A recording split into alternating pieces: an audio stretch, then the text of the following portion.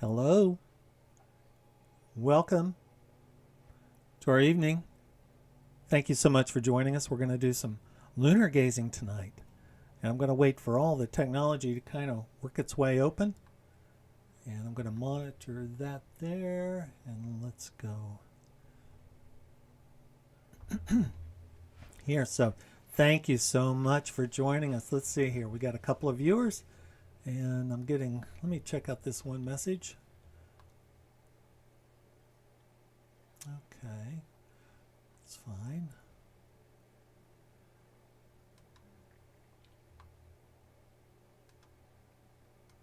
It says my stream status is poor. My internet can go through fits and starts. So let this catch up with us. I'm trying to monitor it on one end and make sure that we don't lose our stream. Thank you so much for joining us. We're going to do some lunar observing. We have a really nice image up right now. Let me see if I can give you a little bit of a peek at that. That's our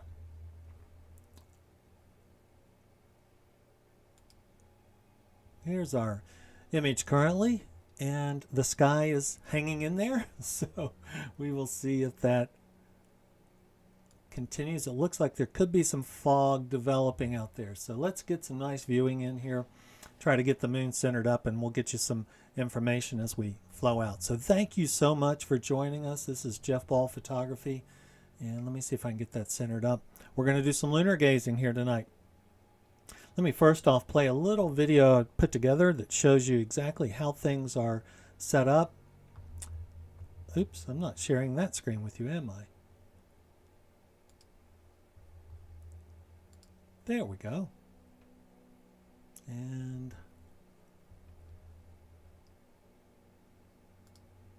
there's our live view of the moon. So let me show a little video with you. Again, thank you so much for joining us. I hope you don't get any buffering on your end. It looks like things are coming through on my end okay, although I think I have a slightly poor stream, slightly poor bit rate. But let me show you this video. We talk about the evening and some of the gear that we are using to capture these images tonight.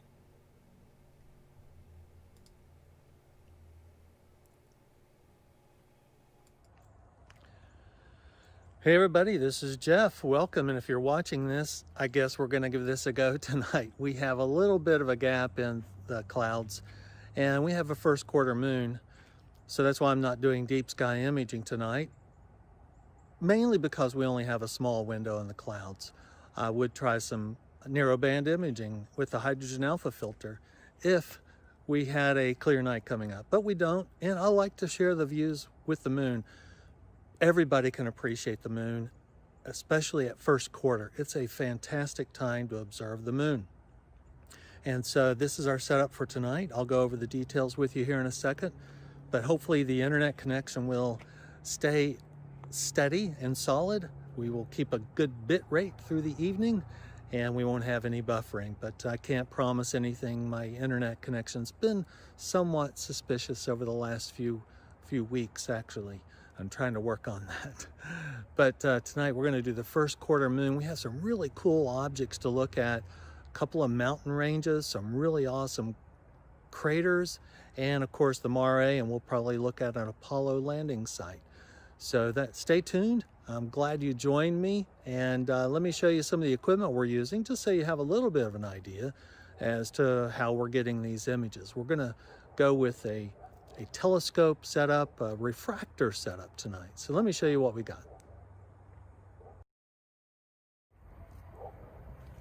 Okay, this is the refractor setup that I used for the Saturn-Jupiter conjunction we had a couple of weeks ago, and this is the Astro-Physics. It's the Stowaway 92mm objective.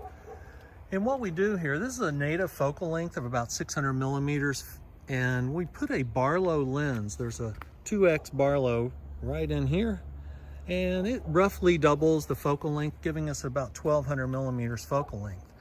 And that's a nice focal length. The higher focal length you go, the more technically challenging it gets to frame the object and track the object. But I think this is a nice compromise. It gives us nice detail to view the moon. We can see the structures very clearly. It's a better view than what you get with binoculars and even many smaller type telescopes. And we're going to use our CCD camera here. We're sticking with our standard. It's our ZWASI 294 MC Pro. And what's really cool is we're networking this through the Raspberry Pi system.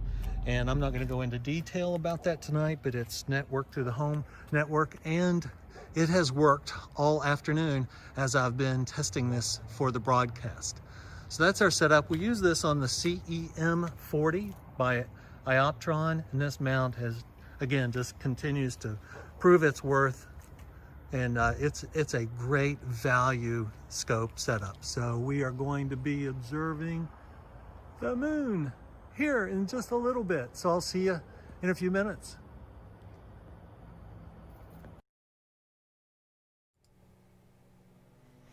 So again, thank you so much for joining us. I hope that might have answered some questions about what we're doing tonight, the gear that we're using. And let me show you our live view. I got to tell you, I'm a little concerned because we could be having some fog, some haze built in. So let's try to get started here. I'll tell you one thing I did want to show you though real quick are the resources that I'm going to utilize tonight as references for monitoring and for finding the key highlights for the moon. And I got to tell you, I still like books in print. And this is one of the key go-tos. I assume it's still in print. I got this years ago probably. This is the Atlas of the Moon from Astronomy, so you can see my notes for tonight. This is the reference piece that I'm going to use. It's a fantastic piece. It is somewhat difficult to have at the scope with you, but it can be done, and it's great. It'd be great for binocular viewing. So much of what we're going to do tonight could be done with binoculars. So if you really wanted to get to know some of the features on the moon, how to identify them and share them with your loved ones, this is a great reference. Atlas of the Moon. Another simpler one that's really nice to use at the scope. Again, I did not check to see if it was still in publication. They make a couple of different versions. I'm not going to find the other one, but they have them based on how your telescope is oriented, whether you have a reflector or a refractor. But this is a great, it's just called the Moon Map by Sky and Telescope. And you can see here it has all the features, all the mare and the mountains and the key craters, all identified. And it's a really nice at the telescope or in the with your binoculars out in the field reference guide that you could use for finding lunar features. So with that, let's get to the live moon views, and let's see what some of these features are. Thank you so much for joining me.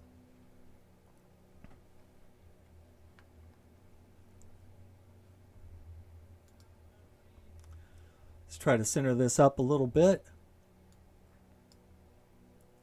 And I can tell we are losing, well, we're having some passing high thin clouds come through, I think here I can tell.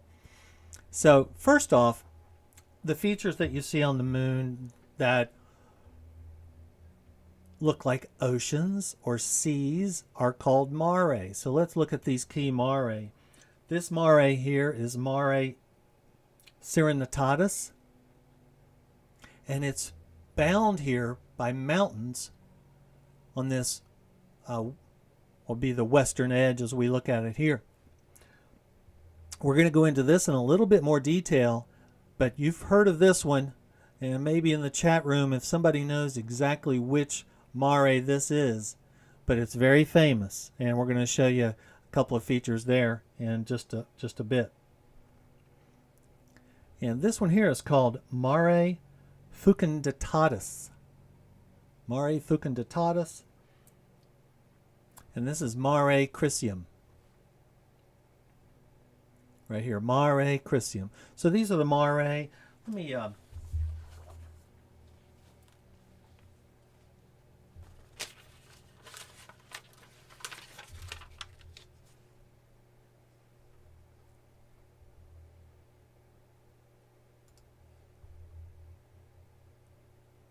Oh goodness, I forgot to go back to the moon view. Sorry about that. So, hey, thanks, Tom. I see your. Hey, Tim. Thanks for joining us. Sorry, I forgot to hit the share. Here we go. Sorry about that. Okay. We're getting definitely a little bit more hazy out there. Sorry about that. This was going to be a tight window. So let's see if we can do something here with this.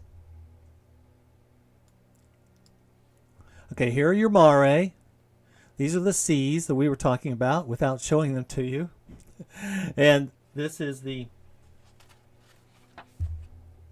Mare Imbrium. Let's go ahead and talk a little bit about Mare Imbrium.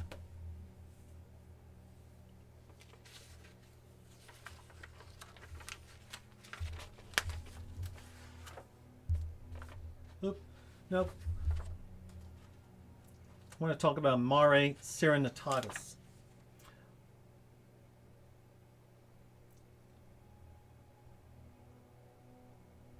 I'm sorry, I misspoke. Mare Serenitatis. That's what we want to talk about.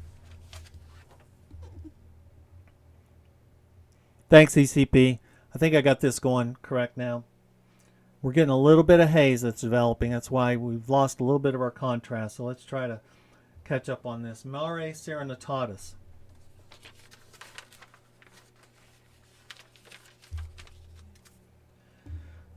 Now, what's notable about Mare Serenitatis is this mountain range. These are the Montes Alpes, and they border this Mare Imbrium.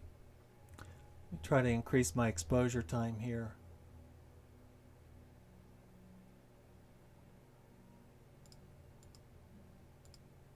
See if we can brighten that up. Sorry, we definitely have the haze coming in. The clouds are coming in. But this mare is about 520 kilometers long. Now the mountains here, the Montes Alpes, right here, these mountains are 6,000 meters high. So just to give you the reference for us, that's about 19,680 feet. Okay, looks like we're clearing up just a bit, getting a little bit more contrast.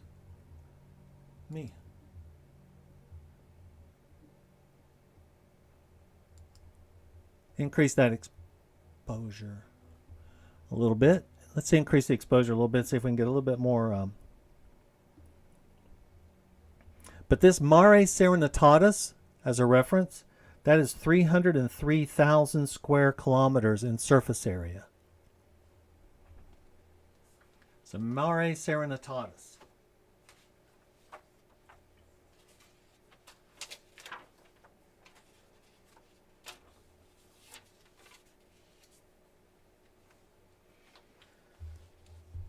Now, one of the things we talked about tonight as being a highlight, two large craters called above the mountains. All these craters right here. Okay, Chris. Let me see here. I didn't have those marked, but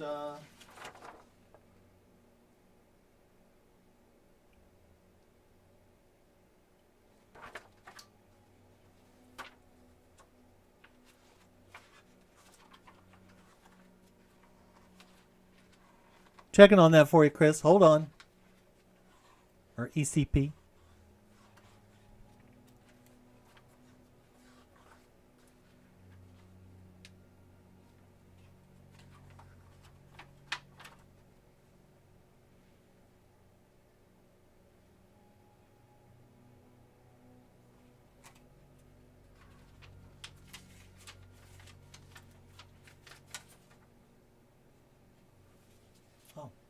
I think this one right here is called Exodus. This crater right here is called Exodus. I was going to talk a little bit about Exodus, but I didn't know. This one,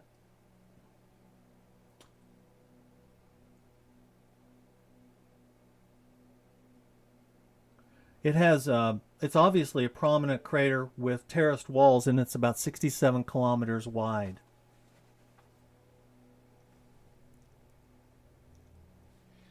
And I believe this one right here is Calipus. Callippus. Calipus and Exodus. Those are two great prominent craters. And in a minute, we're going to zoom in on this area. I've tried that a few times, and it can crash my system, so I'm reserving it for moments when we're toward the end. But and we'll zoom in on these, especially on the Apennine Mountains, right in here. You can see the Apennine Mountains and the shadows that they're casting.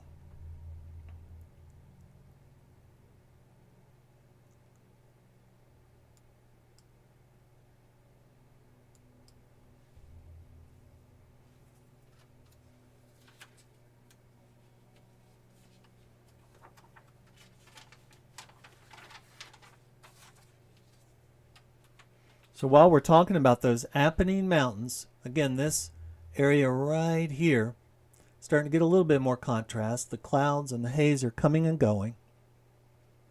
So these Apennines, what I found most interesting is that these slopes can be upwards of 30 degrees in steepness. There we go. Our image is really improving now. See if I can center things up here a little bit. Looks like our conditions are probably going to transition in and out, but yeah, this is a nice image right now.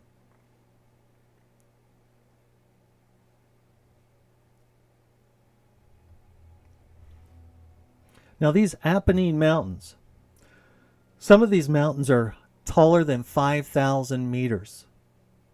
And this whole range right here, some of it goes into the terminator. This is the shadow, where the shadow is. That's called the terminator.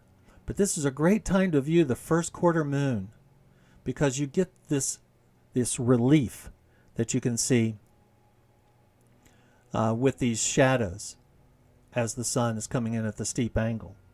So that's the Apennine Mountains, and they are fantastic to see through the scope.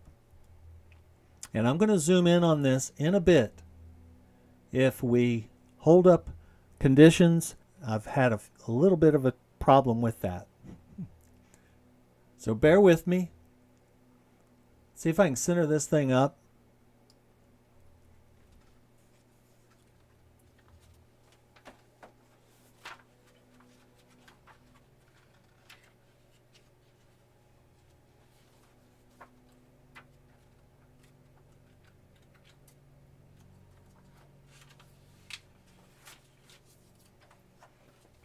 Oops, went the wrong way.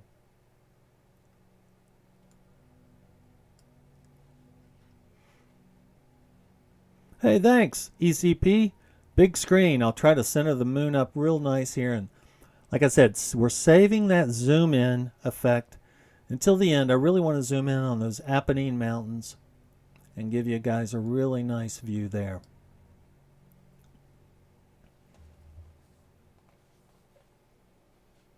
But we're talking about Mare Tranquilitatis, the Sea of Tranquility.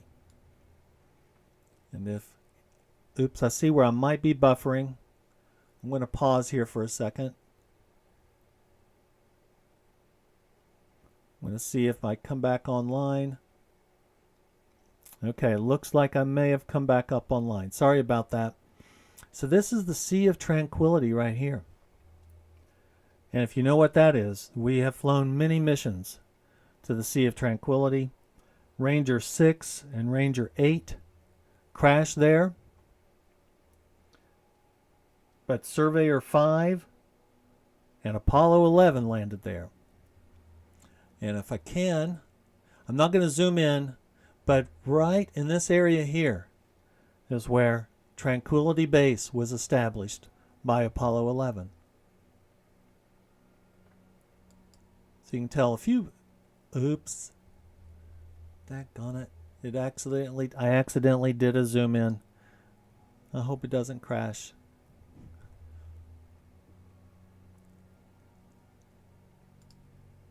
Oh, good, okay. There we go, we survived. So this right here is where Tranquility Base was set up, right about in through there. Right above this.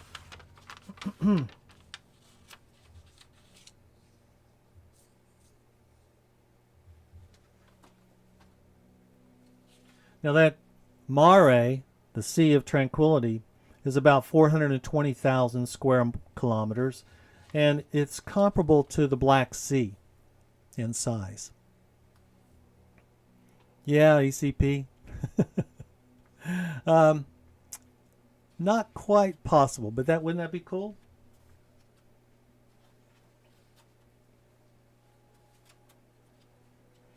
So this is a telescope. If you saw my introduction, we're at about 1200 millimeters focal length. So like if you were using a telescope and an eyepiece, this would be roughly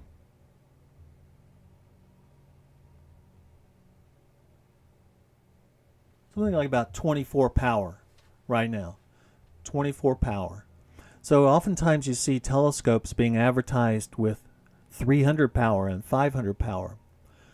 While it is nice to use magnification, those are typically very unreasonable magnifications to use for multiple reasons. Most of which, the scopes that advertise that type of power that you see at Walmart and various other places, they come with mounts that and the instruments at that type of a resolution. So it's always wiggly, jiggly, bound. And I hope I don't crash our system. If I do, I can reboot it. But these are the Apennine Mountains.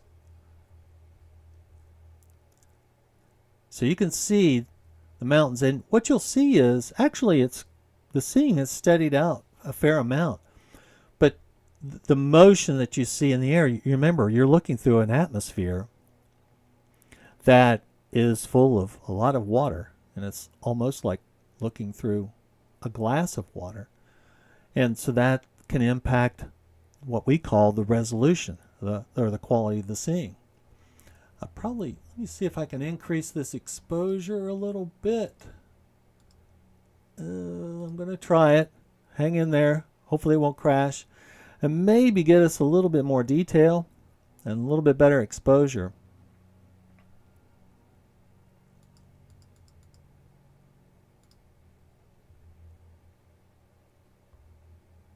There we go. Let's give it one more try here.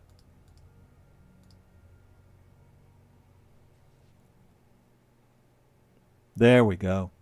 That's a pretty nice image. You can see these Apennine Mountains and the shadow that they cast, and these gaps and valleys.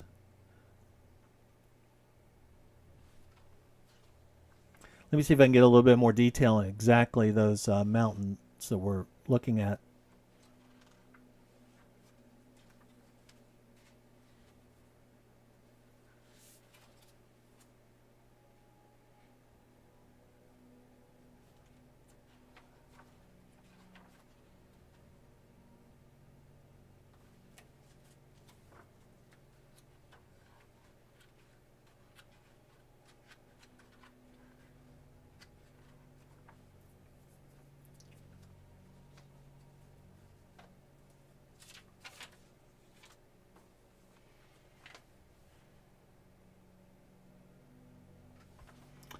Okay, I'm going to try to see if I can figure this out. I don't think I got it exactly.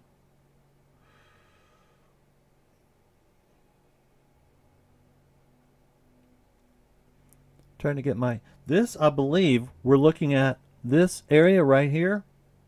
It's called the Mons Hadley Delta.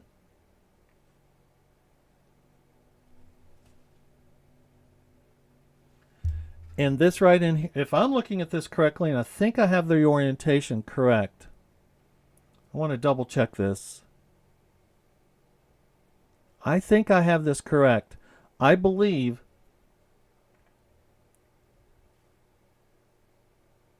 this right here is where Apollo 15 landed. Right in here.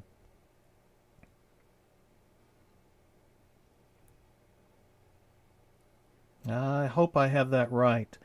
I think this might be...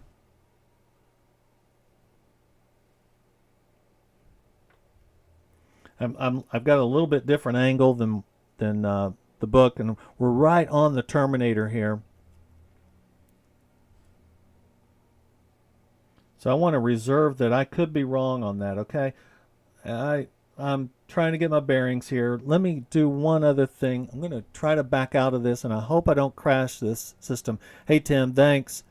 Appreciate you watching. Appreciate you hanging in there with us. Yeah, we had really nice focus, and again, the seeing conditions are really looking pretty steady. So let me back out of this, and might try to really drill down into that Apollo 15 landing site, make sure we're getting that accurate.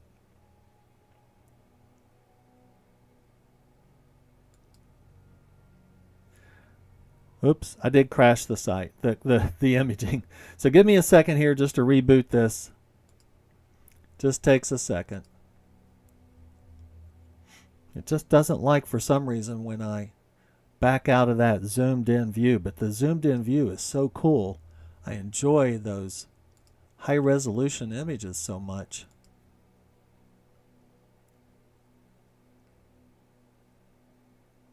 If you haven't had a chance to check out the website earthandskyphoto.com, I invite you to go over there and check it out. I've put up some new deep sky images.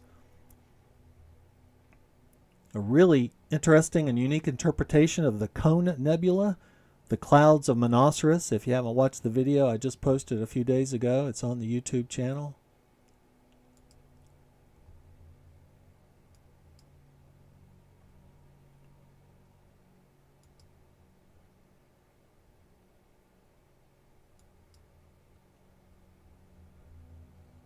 Okay. Let me get my bearings here, and let's see if we can zoom in on what I believe is the Apollo 11. I gotta find Archimedes, crater Archimedes.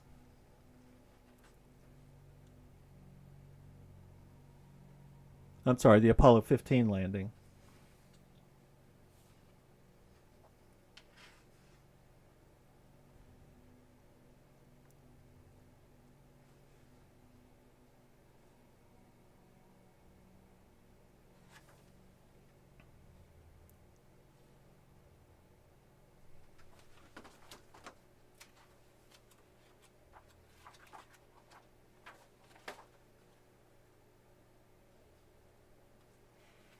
Okay, I believe this is Archimedes right here. I think we were really close.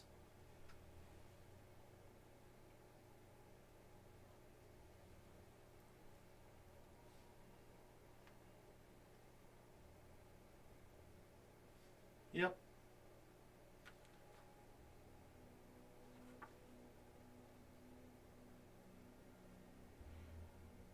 I'm going to zoom in on this whole section here. Oops.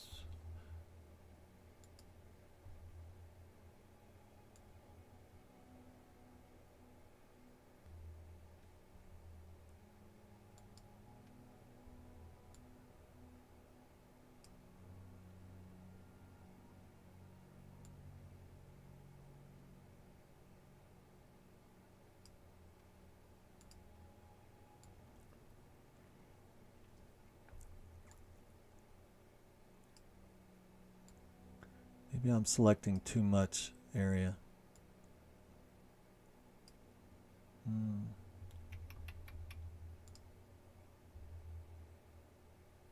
Kind of reboot this here a little bit.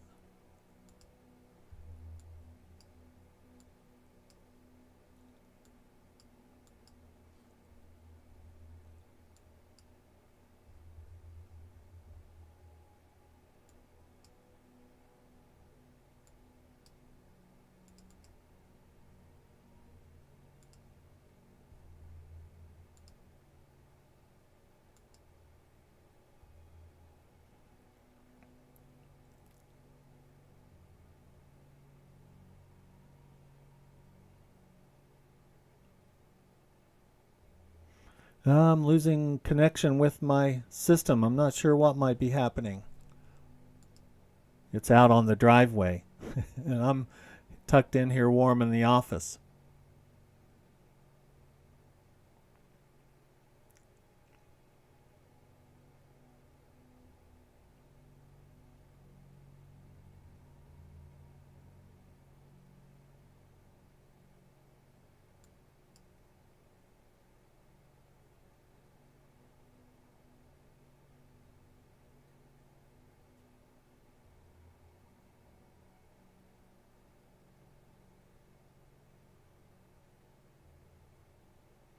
Technology, when it works, it's great. All right, let me try something here. Make sure I'm connected to the, we're connected through the networking system. Looks like my stellar mate may have gone down. So, I'm not going to make you sit through me going out and trying to reboot the system to see what's going on. So I'm going to end it there. We had a few nice views. I'm not sure what's going on out there with my system. It's been working from, I set this thing up at 5 o'clock today, and it's been working since 5 o'clock. So, but as you know, sometimes the technology just decides not to work. But I think we had some nice views of the moon, and it's just a great time to do it. First quarter moon, it's always a really fantastic, better than a full moon, because you get some of that contrast relief that's brought about from the shallow angle of the sunshine. So it's a great time to look. A couple of resources: the Atlas of the Moon and the moon map. It's going to show you the other moon. Oh, here it is. Moon map from Sky and Telescope. They have a couple of different versions based on what type of telescope that you use, whether it's a mirror, whether it's a refractor, and those are great. Or if you're using binoculars, I really encourage you to check out some of these resources. The moon is a great object. Everybody can find it. It's very easy to observe, and there's so many rewarding things to observe. I'm pretty sure we were looking at that Apollo 15 landing site. Now that I've gone back and checked our notes, it wasn't one of the things I was going to originally look at, but since we had such a nice view of that Apennine and that Mons Hadley, I believe, delta area there, that I thought it was worth double checking. So again, thank you so much for coming out for a quick little lunar observing for tonight. And I ask you to check out the channel. I ask you to like and subscribe. We've got a lot of cool content coming, but this was just kind of a evening of opportunity to check out some lunar observing. And thanks, ECP, for being in the chat room. I really appreciate you as always. And until next time, clear skies.